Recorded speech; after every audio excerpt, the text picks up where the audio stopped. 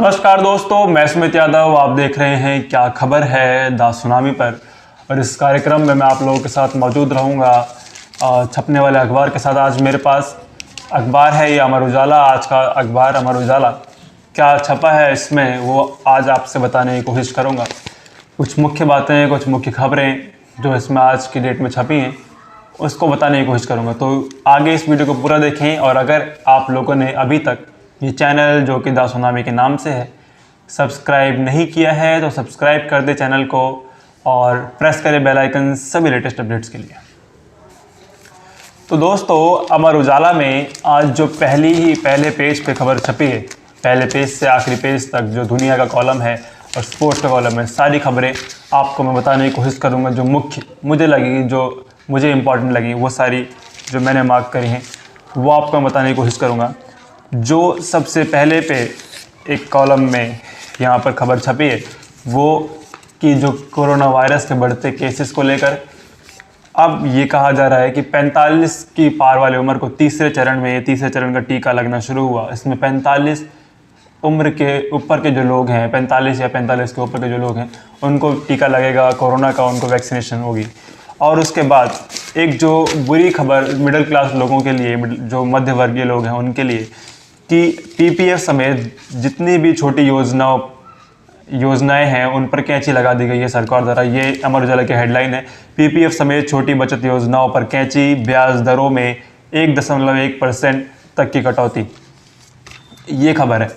तो इसमें मैं आपको थोड़ा सा पढ़ के मैं आपको बताता हूँ क्या लिखा है अंदर। कि केंद्र सरकार ने बुधवार को मध्यवर्गीय को करारा झटका। लोक भविष्य निधि और सुकन्या समृद्धि समेत तमाम छोटी बचत योजनाओं के ब्याज दरों में 1.1% तक की कटौती की गई है। नई दरें 1 अप्रैल से लागू होंगी, यानी कि आज से लागू होंगी। और इसके बाद लिखा गया है कि वित्त मंत्रालय की अधिसूचना के मुताबिक पीपीएफ, सुकन्या और किसान विकास पत्र की ब्याज दरों में 0.7% की कटौती की गई है। अब पीपीएफ में 6.4%, सुकन्या पर 6.9% व केवीपी पर 6.2% ब्याज मिलेगा। तो इस तरीके से जो मध्यवर्गीय लोग हैं, जो मिडिल क्लास लोग हैं, उनके लिए ये बुरी खबर। जितनी भी छोटी योजनाएं थी उन सब के ब्याज दरों में कटौती की गई है केंद्र सरकार द्वारा। और एक छोटी सी हेडलाइन यहाँ पर है, घरेलू गैस सिलेंडर आज से 10 रुपये सस्ता। ये यहाँ पे हेडलाइन दी गई है। मैं आपकी स्क्रीन पर इसकी कट आउट लगाने की कोशिश करूँगा, टाइम मिलेगा तो मैं लगाऊंगा। तो घरेलू गैस सिलेंडर हम पिछले 4 महीने से देख रहे हैं लगातार गैस सिलेंडर के दाम बढ़ रहे हैं, 25 रुपये, 30 रुपये, इस तरीके से बढ़ रहे हैं। मैं लगातार पहले भी यही बात करता था कि अब इस तरीके से दाम बढ़ाकर 5 रुपये, 10 रुपये, 2 रुपये सस्ता करके ये लोग बोलेंगे कि हम लोगों ने गैस सिलेंडर के दाम सस्ते कर दिए। जो सिलेंडर हमें, अगर मैं कुछ समय पहले की बात करूं, जो सिलेंडर 400 रुपये का मिलता था, 900 रुपये की आज उसकी कीमत हो चुकी है। 10 रुपये लोग सस्ता करके बोलेंगे कि हम लोगों ने गैस सिलेंडर सस्ते कर दिए। लगातार इस पर सवाल उठते हैं। और आगे जो इमरान सरकार, इसमें पहले पेज पर खबर है कि इमरान सरकार ने भारत से व्यापार को मंजूरी दी। जो रोक लगा दी गई थी हमारा व्यापार जो पाकिस्तान का होता है, कपास का, ऊन का और चीनी का, उस पर जो रोक लगाई गई थी वो हटा दी गई है।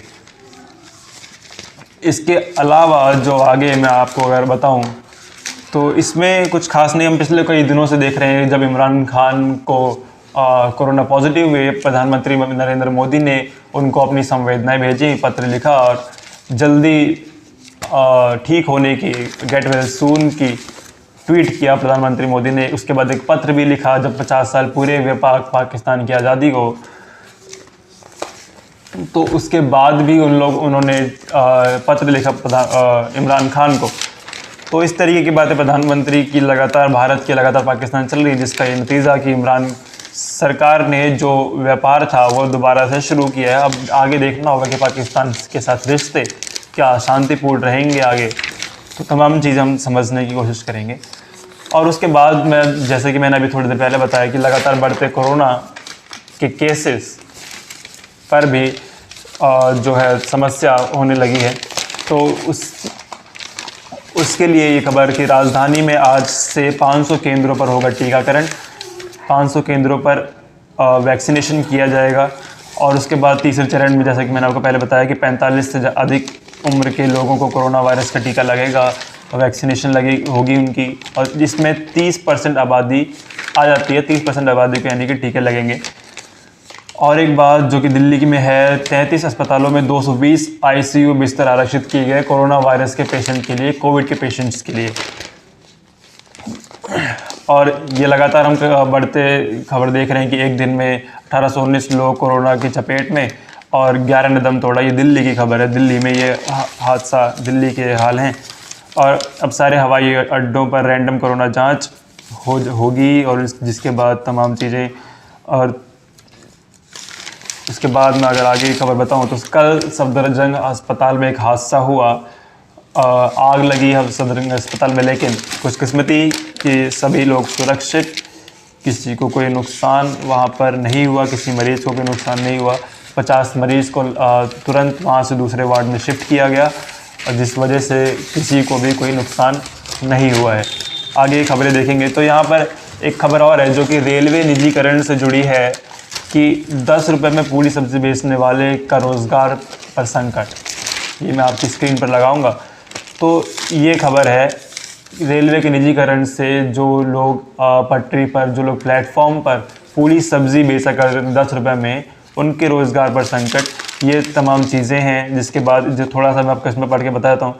रेलवे में निजीकरण का मुद्दा संसद से लेकर स्टेशनों के प्लेटफॉर्म तक छाया हुआ है। स्टेशनों को निजी हाथों में सौंपने के साथ ही पारंपरिक खान पान स्टॉल की जगह फूड कोर्ट बनाने से लाइसेंसी वेंडरों में नाराज़गी है।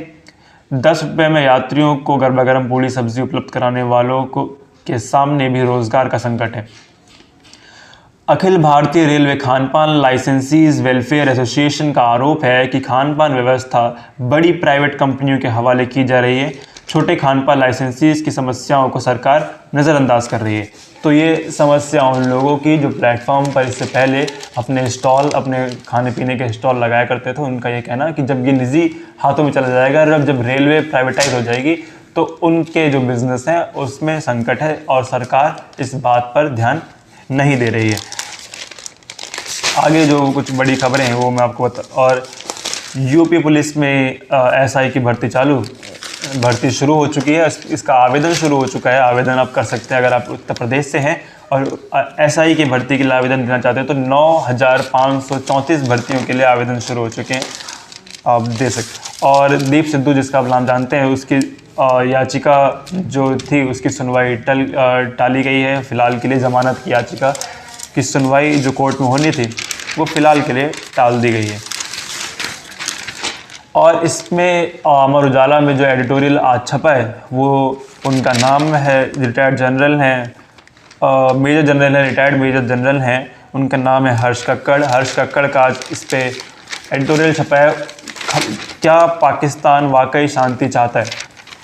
अगर आप इसे पढ़ना चाहते हैं तो अमर उजाला की वेबसाइट पर आप इसको जाके पढ़ सकते हैं। मैं लिंक कोशिश करूँगा डिस्क्रिप्शन में डाल दूँ अमर उजाला के इस एडिटोरियल की, क्योंकि ये पूरा मैं आपको बता नहीं सकता क्योंकि थोड़ा समय की कमी के कारण।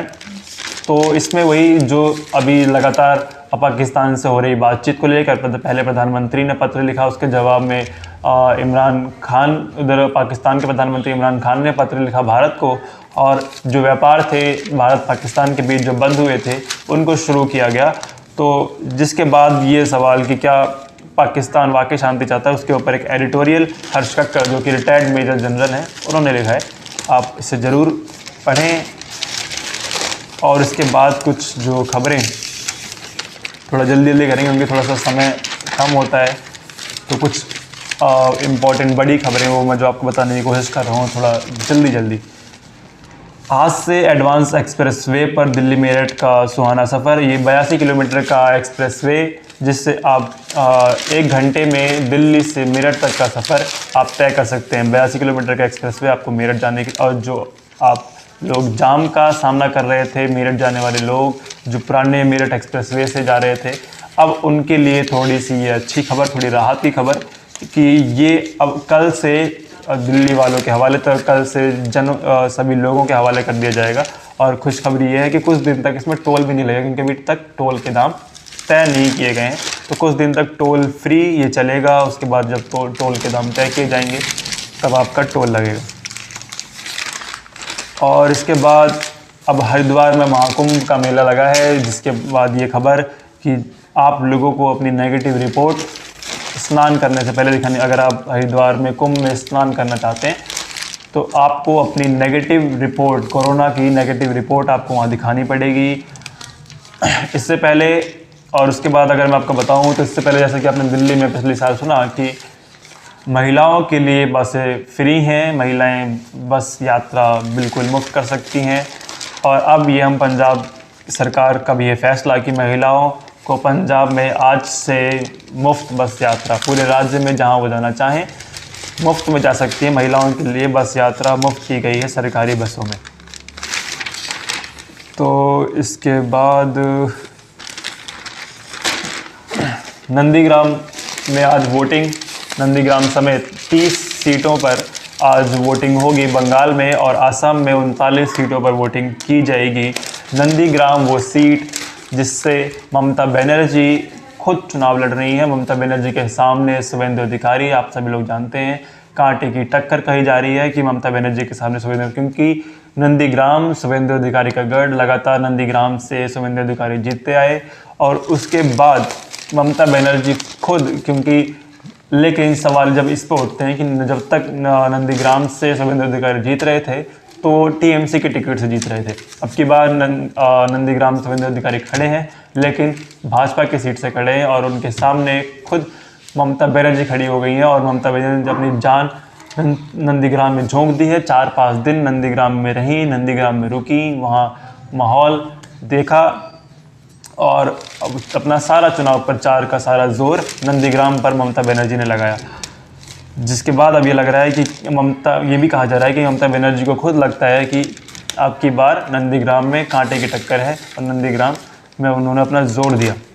और इसके अलावा असम में भी 39 सीटों पर आज वोटिंग होगी और 30 सीटों पर वेस्ट बंगाल में वोटिंग की जाएगी, जिसमें नंदीग्राम भी शामिल है। तो इसके अलावा अगर मैं बात करूं कुछ बड़ी खबरों की, तो बॉम्बे हाई कोर्ट की परमवीर को फटकार, तब क्यों नहीं किया देशमुख पर केस। और इसके अलावा तो अगर मैं देखूं, किसानों का मई में संसद मार्च होगा, ये ऐलान किया गया। और 10 तारीख को कि एमपी एक्सप्रेसवे का करेंगे जाम, कि एमपी एक्सप्रेसवे को जाम करेंगे 10 तारीख को, और मई में कहा जा रहा है कि संसद मार्च की जाएगी। इसके अलावा आईपीएल नज़दीक है। स्पोर्ट्स कॉलम की अगर मैं खबर बात करूं तो आईपीएल 9 तारीख से शुरू होंगे। पहला मुकाबला Mumbai Indians versus royal challenger Bangalore में किया जाएगा। मुंबई इंडियंस के लिए कहा जा रहा है पिछले 2 खिताब मुंबई इंडियंस जीती, तो ये कहा जा रहा है कि क्या इस बार मुंबई इंडियंस की हैट्रिक लगेगी। इसके अलावा अगर मैं दुनियादारी की बात करूं तो इसमें खबर म्यांमार की, जो बड़ी खबर है, म्यांमार में आर्मी रूल लागू हो चुका है, मिलिट्री रूल चल रहा है, जिसके बाद काचिनगुट का पुलिस चौकी पर हमला। कुछ लोग वहाँ लगातार लड़ाई कर रहे हैं क्योंकि माहौल म्यांमार में ख़राब है। इस पर हम किसी और वीडियो में, हो सके तो म्यांमार पर मैं अगली वीडियो में बात करूँगा, तो चीज़ें समझेंगे। तो दोस्तों, आज के अखबार में कुछ यही खास मैं कटिंग्स लगाऊंगा आपकी स्क्रीन पर सारी हेडलाइंस की। तो दोस्तों, मिलेंगे अगली वीडियो में किसी और खबर के साथ। तब तक के लिए नमस्कार, खुश रहें, स्वस्थ रहें।